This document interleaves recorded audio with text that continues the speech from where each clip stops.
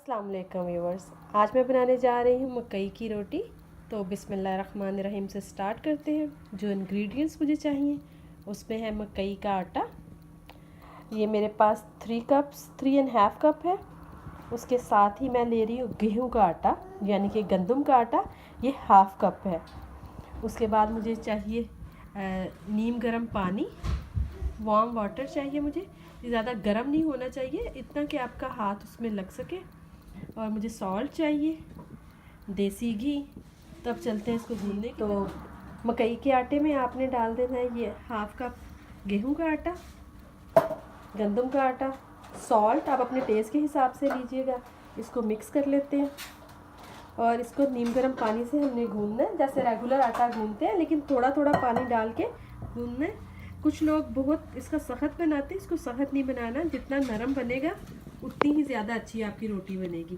तो हम इसको मिक्स कर लेते हैं। तो व्यूअर्स, जब आप आटे को इस तरह कर लें तो आप इसको 5 मिनट के लिए छोड़ दीजिए। थोड़ा गीला हाथ लगा के अपना, तो इसको 5 मिनट के लिए हम रेस्ट देते हैं। तो व्यूअर, 5 मिनट का रेस्ट देने के बाद ये मैंने अपना किचन सर्फेस क्लीन कर लिया, काउंटर। तो हम ये आटे को इधर रखेंगे और अपने हाथों की मदद से हम इसको अच्छा सा गूंदेंगे। आपने इसको गूंदना, ये जो आपके हाथों के ये हथेली का नीचे वाला हिस्सा होता है, इसके साथ आपने इसको 10 मिनट के लिए इसको इकट्ठा करना है। दोनों हाथों से थोड़ा ज़ोर लगता है। जितना अच्छा आप गूंदेंगे ये उतना मुलायम और उतना ही ये आपको रोटी को आपस में, पेड़ा जो सा है इसका भुरभुरा होता है, तो इसको बहुत ज़्यादा आपको ऐसे गूंदना है कि आपकी रोटी और आटा जो सा बहुत मुलायम बने। 10 मिनट्स के लिए जी। 2 से 3 मिनट गूंदने के बाद ये कुछ ऐसा सा हो गया, देखिए जुड़ रहा है आपस में। तो आप अपने हाथों को गीला कीजिए, पानी लगाना नहीं, हाथों को गीला करके आपने इसको दोबारा से मसलना शुरू कर देना है। अब इसको मसलते रहिए जब तक ये आपस में बिल्कुल जुड़ ना जाए जी। तो व्यूअर्स, ये देखिए ये अच्छा सा एक पेड़ा तैयार हो गया। देखिए अब बिल्कुल आपस में जुड़ गया। आपने इसको 10 मिनट मस्त गूंदना है। और फिर मैंने जिस बॉल में इसको बनाया था उसमें ऑयल लगा लिया। अब इसको मैं इसके अंदर थोड़ा सा ऊपर और नीचे सारा इसको थोड़ा ग्रीसी कर लूँगी और मैं इसको 5 मिनट का रेस्ट देते हैं। फिर इसकी हम रोटियां बनानी शुरू करेंगे जी। तो व्यूअर, आटे को रखे हुए 5 मिनट हो गए।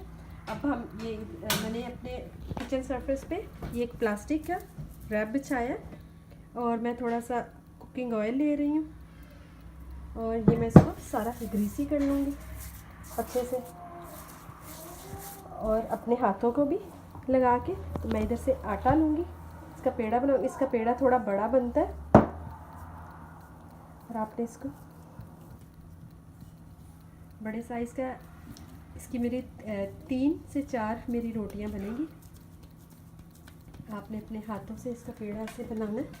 थोड़ी मेहनत करनी पड़ती है क्योंकि ये इसके किनारे हमेशा गोल नहीं बनते अपने हाथों की मदद से। वैसे तो मैं हाथ के साथ बनाती हूँ, जैसे मेरी अम्मी और दादी अम्मी जी बनाते थे। और ये नीचे मैंने बिछा लिया है, इसको आराम आराम से आप ऐसे ऐसे करते रहें और बना लेंगे। लेकिन मैं अगर आपके लिए मोर इजी करने के लिए, अगर आप हाथ से नहीं बना सकते तो हम इसको बेलन की मदद से बेल भी लेंगे। तो मैंने इसको ऐसे इस पर रख लिया और एक दूसरी शीट लेके प्लास्टिक, मेक श्योर कीजिएगा कि क्लीन पेपर लें आप इसके साथ बेलन की मदद से आराम आराम से इसको बेलिए। देखिए इसमें क्रैक आ रहे हैं, इसमें क्रैक की वजह से आपने परेशान नहीं होना। आपने इसको मूव करना है अदर साइड और लाइट हैंड से, बिल्कुल बहुत ज़्यादा दबाना नहीं, लाइट हैंड से आपने इसको प्रेस करना है। और ये प्लास्टिक बिछाने का मकसद भी यही है कि आप इसको चारों तरफ घुमा सकें और सारी शेप मिडल से एक सी रोटी आए, बारीक सी होए। और ये अगर मैं हाथों की मदद से बनाती तो जो इतने बड़े बड़े क्रैक आए ये नहीं आएंगे, लेकिन आप लोगों को दिखाने के लिए मैं इस पर बना रही हूँ। और अब हम इसको खोलेंगे ऐसे और इसको एक अच्छी शेप देने के लिए आप किसी भी अपने बाउल का ये कवर ले लीजिए, कोई भी आपके पास राउंड शेप की चीज़ है, उसको अंदर ज़ोर से ऐसे दबाइए, देखिए। और फिर आप इसको उठा लें और ये देखिए एक राउंड शेप आपके लिए रेडी हो गई है और ये आपका वेस्ट भी नहीं जाएगा। आप इसको वापस आटे में डाल लीजिए। अब मैं इसको उठा कर बड़े एहतियात से तवे पे डालूँ। एक प्लेट ले लीजिए, उसको थोड़ा ग्रीसी कर लें ऐसे। और अब ये मैं प्लेट इसके ऊपर ऐसे रखूँगी और मैं ये शीट ऐसे इकट्ठी करके, आप ये इसलिए कर रहे हैं कि एक बिल्कुल अच्छी इसकी शेप अच्छी आए, इस वजह से। नहीं तो आप हाथ से भी उठा सकते हैं, आप डाल सकते हैं।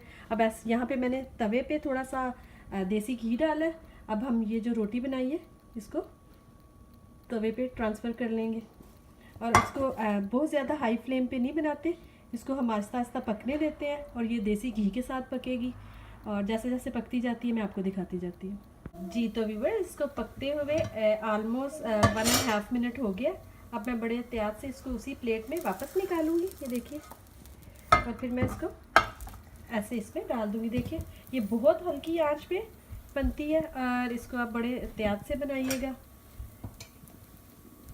अभी हम इस पर थोड़ा सा और घी डालते हैं और इसको 4 से 5 मिनट लगते हैं एक रोटी को पकने के लिए, क्योंकि ये मकई का आटा है और आप चाहेंगे ये क्रिस्पी। मुझे तो क्रिस्पी पसंद है, जितना अच्छा पकेगा उतना ही अच्छा ये गोल्डन इसको करना है हमने। तो अब देखिए अब ये आराम से मूव भी हो रही है, तब हम इसको अच्छे से पका। मैं दिखाती हूँ आपको कि मैंने एक और रोटी तैयार कर ली है। जैसे ही वो डन होगी तो फिर हम ये भी तवे पे डाल देंगे। जी तो व्यूअर्स, अगर जब आपको लगे कि ये पक गई है तो आप चिमटे की मदद से बड़े एहतियात से आराम से आप इसको उठा के साइड चेंज कर लें एक दफ़ा। ज़्यादा साइड चेंज ना कीजिएगा, मुझे थोड़ा एक्सपीरियंस है तो इसलिए मैं 2-3 दफ़ा किया। तो एक तरफ से अच्छा सा पका के तो फिर दूसरी साइड आप चेंज कीजिएगा। अभी भी मैं इस साइड को थोड़ा और पकाऊंगी और मैं बहुत मीडियम से फ्लेम पर इसको पका रही हूँ कि ये अच्छे से पकी, कच्ची फील ना हो, जो आटे की कचनाहट सी आती है वो ना आए। तो हम इसको ऐसे ही हल्की हल्की आंच पर पकाते रहेंगे। जी तो व्यूअर्स, मकई की रोटी रेडी है, मैं इसको आपके लिए प्लेट में निकालती हूँ। जी तो व्यूअर, मकई की रोटी रेडी है। मकई की रोटी हो और सरसों का साग ना हो ये तो अच्छा नहीं लगता, तो इसलिए मैं इसको सरसों के साग के साथ सर्व कर रही हूँ। सरसों के साग की रेसिपी आपको मेरे वेबसाइट से मिल जाएगी, मैं इसका लिंक भी डिस्क्रिप्शन बॉक्स में छोड़ दूँगी। अगर आपको मेरी आज की रेसिपी पसंद आई हो तो प्लीज़ लाइक करें एंड सब्सक्राइब करें। दुआओं में याद रखिएगा। अल्लाह हाफिज़।